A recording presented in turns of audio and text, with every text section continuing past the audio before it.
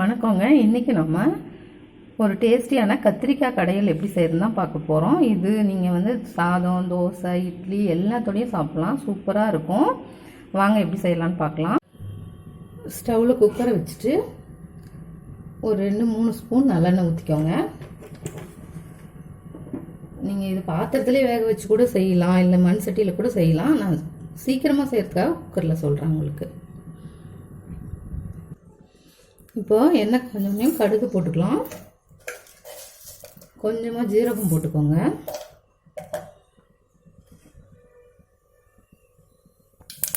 கடுகு பொரிஞ்சோனையும் ஃபஸ்ட்டு காஞ்ச மிளகாய் போட்டுக்கலாம்.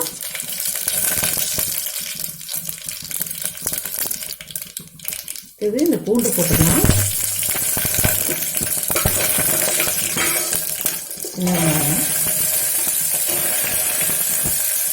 கருவேப்பிலை, கொத்தமல்லி எல்லாம் போட்டுக்கோங்க.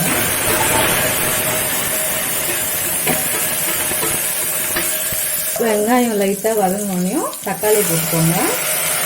அதெல்லாம் ரொம்ப வதங்கணும்னு அவசியம் இல்லை, ஏன்னா நம்ம கடையை தான் போகிறோம். கூடவே கத்திரிக்காயை போட்டுக்கலாம்.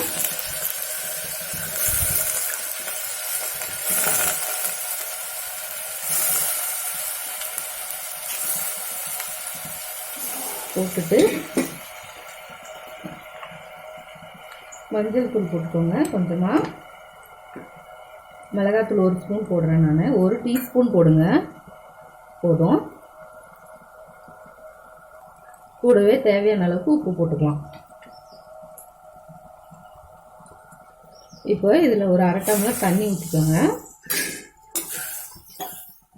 அவ்வளோதாங்க. இது ரொம்ப ரொம்ப ஈஸியாக செஞ்சிடலாம் நீங்கள். இப்போது மூடி போட்டுட்டு 2 விசில் விட்டுருங்க, மீடியம் ஃப்ளேமில் வச்சு. இப்போ ஓப்பன் பண்ணி பார்த்துடலாங்க. பாருங்க, இப்போ கடைஞ்சி எடுத்துக்கலாம். தண்ணியை வடிச்சிட்டு அப்புறமா கடைங்க.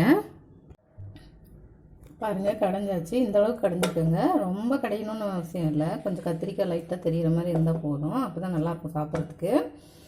இப்போ உங்களுக்கு எவ்வளோ தண்ணி வேணுமோ அவ்வளோ பார்த்து ஊற்றிக்கோங்க. உப்பு வேணாலும் போட்டுக்கோங்க. நான் வந்து எடுத்து வச்சுருந்த தண்ணி எல்லாத்தையுமே ஊற்றிட்டேன். ஏன்னா நான் இட்லி தோசைக்கு யூஸ் பண்ண போகிறேன். நீங்கள் சாதத்துக்குன்னா கொஞ்சம் கட்டியாகவே வச்சுக்கோங்க. அவ்வளோதாங்க, நம்ம கத்திரிக்காய் கடையில் ரெடி ஆகிடுச்சு. நீங்களும் செஞ்சு பாருங்கள். செஞ்சு பார்த்துட்டு லைக் பண்ணுங்கள், ஷேர் பண்ணுங்கள், கமெண்ட் பண்ணுங்கள், சப்ஸ்கிரைப் பண்ணுங்கள். அப்போ தான் என்னோடய வீடியோஸ் எல்லாம் நீங்கள் பார்க்க முடியும். தேங்க்யூ.